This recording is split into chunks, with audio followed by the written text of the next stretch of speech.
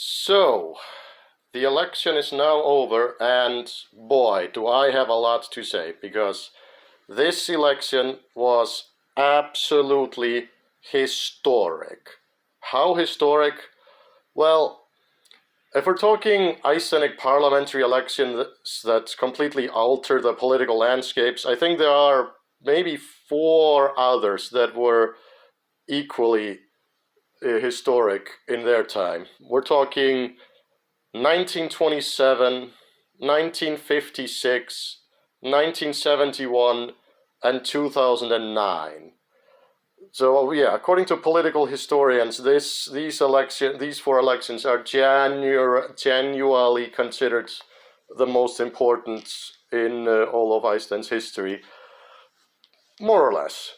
But yeah, I'm putting the election of 2024 on that list with these.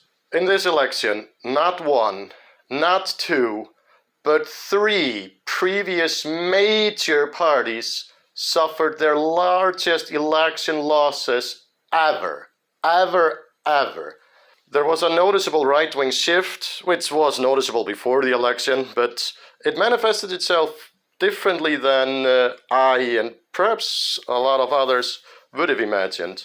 And yeah, the left, and most especially the socially liberal part of the left, got absolutely crushed. It got crushed. So my last video, you'll remember that in the end of that video I made a prediction.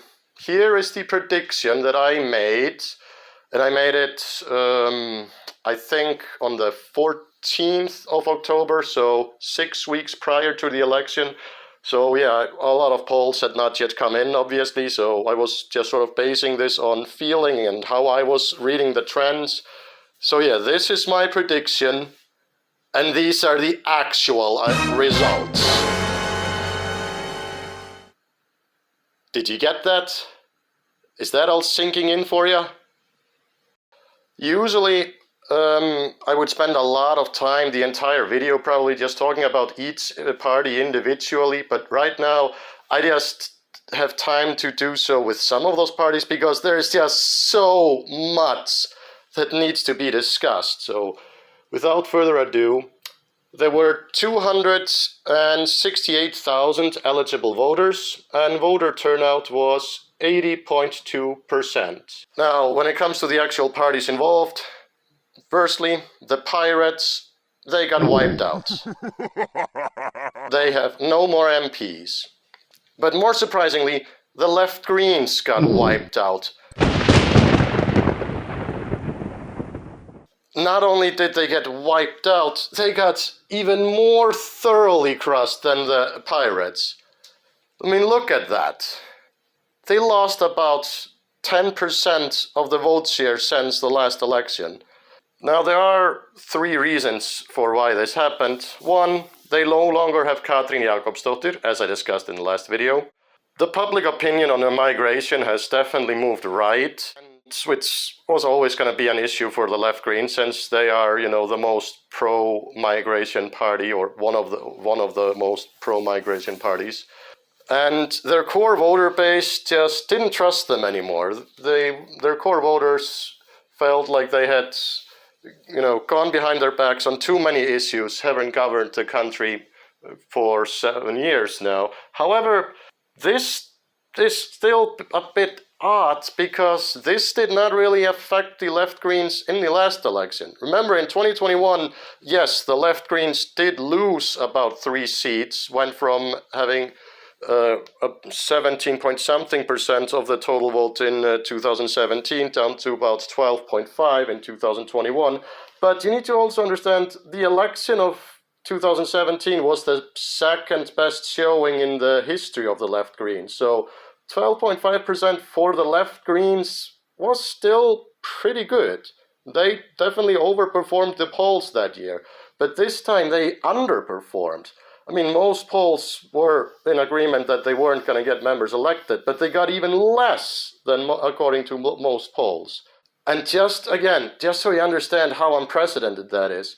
So the Left Greens have been around since 1991, and they are basically a continuation of an older left-wing party called the Common People's Alliance. The Common People's Alliance was founded in 1968 when several members of the then Workers' Party joined the Socialist Party to form a more like a broader left-wing party, but a party that was still nominally pretty pro-Soviet Union. Again, this is the Cold War. And the Socialist Party had been around since 1938, and that was basically, came out of a similar merger with a handful of Social Democrats, and is thus a continuation of the Communist Party.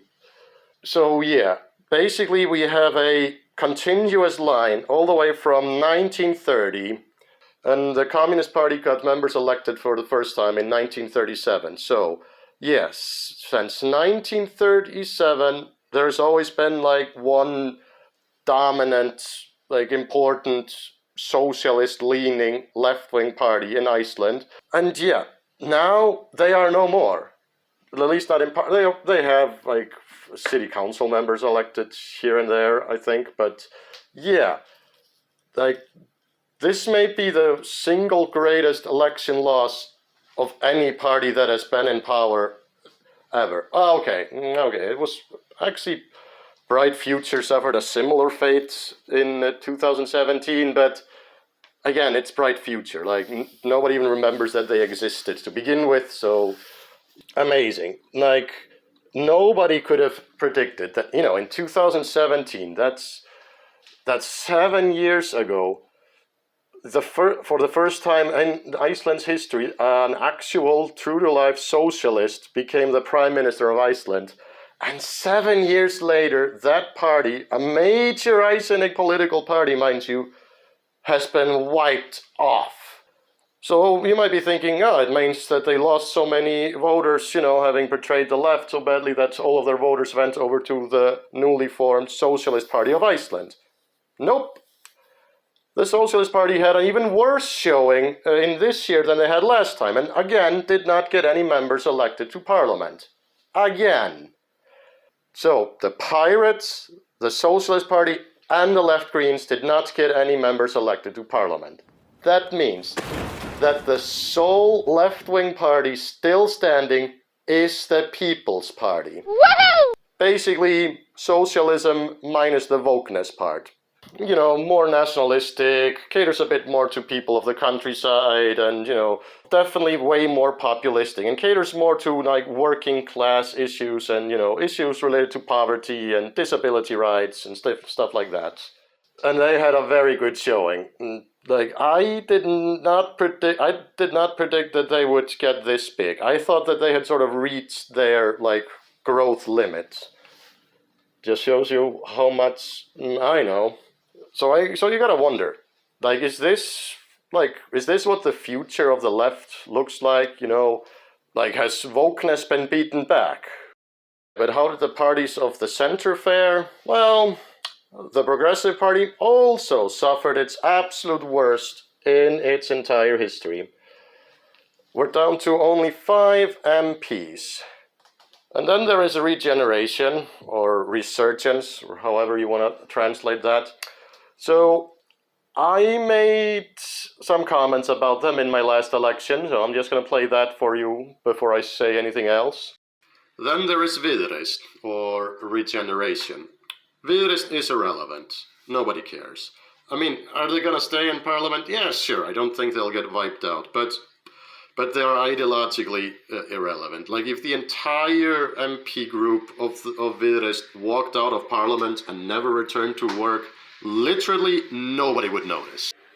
Eat it. But I don't want to. Just eat it. Okay.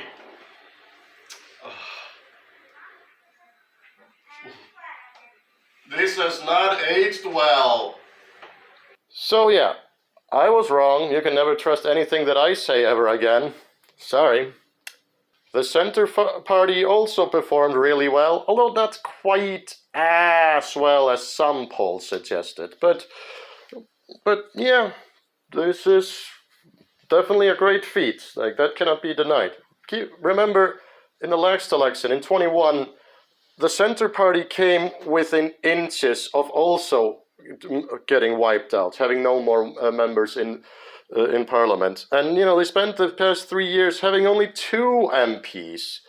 Like, they came back, and they came back hard. And then there's the Independence Party, and they also had their worst showing in its entire history. Think about that.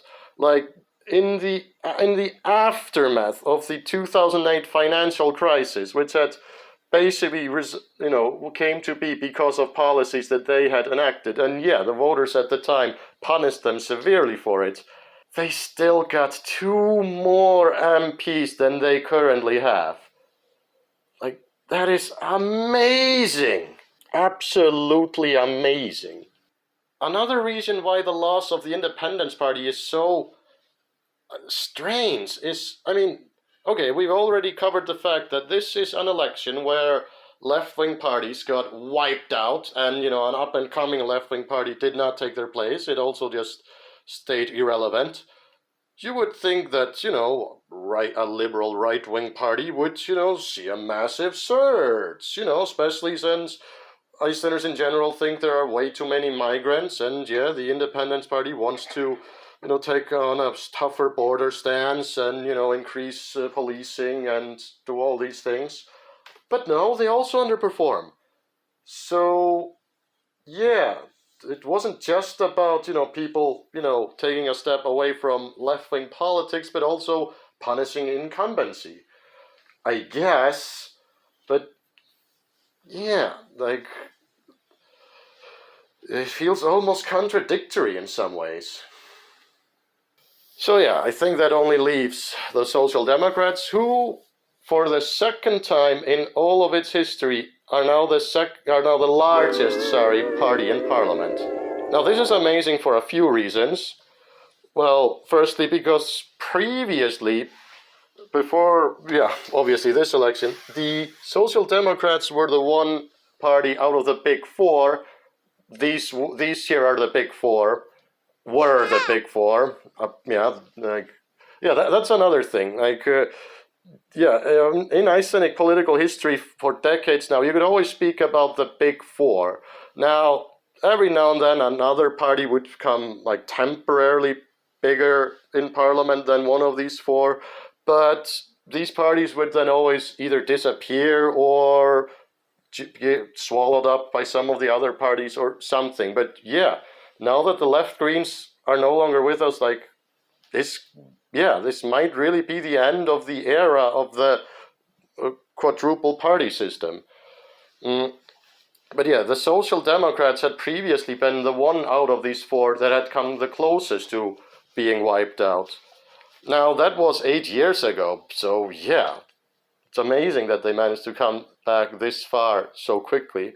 And, but it is also interesting because, they are the largest party in Parliament, but they're also, never before has the largest party in Parliament been so small.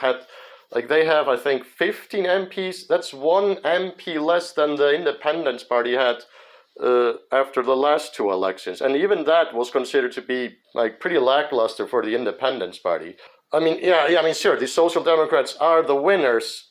No doubt about that. But, if you didn't know which party was what, if you just looked at this graph and saw, this party got this many votes, and if you compared it to all other elections previously, again, didn't know which party was what, you would say, man, they did not come out that strong. That is very, very strange, very interesting. What conclusions can be drawn from the election? Well, there is I'm sure a lot of you, if you're into politics the way I am, there is an ongoing worldwide trend of basically voters turning against incumbents, no matter, which side of the political aisle they happen to occupy. So that is definitely having some effect. I have a feeling that the voting public was strangely angry towards the governing coalition, considering that they managed so well in the last election. I don't know, to me, things just aren't that different from where they were in 2021. Like, I think the level to which the coalition lost seats just still baffles me. You would think that things are as bad as they've ever been in Iceland, but they really aren't. Inflation is bad, but it has been going down, and unemployment is near zero, and yeah, like there have been many elections in Icelandic history, where the situation was way worse in a lot of ways. So, yeah. So, what exactly is going on? I don't know, man. I just live here. But yeah, this is definitely incredibly exciting. Now, I'm having a hard time predicting which sort of coalition government is going to be formed. Now, the Social Democrats and Regeneration are both pro-EU, but, in order to form a coalition, they would have to work with one party who is against joining the EU, so, like, that would probably be the first, issue that the anti-EU party puts forward, just to sort of take that off the table during coalition negotiations. So I don't know. I really doubt that we're going to move any further, towards the EU despite these election results. And I really don't know, what's going to happen. How the next government is going to govern differently from the current one. I mean, it's probably going to be different. Don't get me wrong, but I just don't know in which way. This is very new territory, very interesting, and yeah, the future is very uncertain and very interesting. Now, the one thing I can say, it's overwhelmingly likely, in my opinion, that the leader of the Social Democrats, Kristrún Frostadóttir, is becoming Iceland's next prime minister. She will then be the youngest prime minister in Iceland's history, as she is currently 36 years old. So yeah, that's pretty cool, I guess. But yeah, that's the only thing I'm fairly certain about. Everything else we're just gonna have to, wait and see about. Anyway, I hope you found this video interesting, so please like and subscribe and all that good stuff. Now, if you think there is anything that I should have mentioned in the video or didn't explain well enough, then please tell me in comments, because honestly, I was really fighting the urge to not end up with a 35-minute video here, so there's definitely something that I could talk more about but decided against. Yeah, Icelandic history is being made, everybody, and yeah, we can witness it all right in front of our eyes. Thank you so much for watching my video. Please like and subscribe, share the video, all that good stuff, and I'll see you in the next video.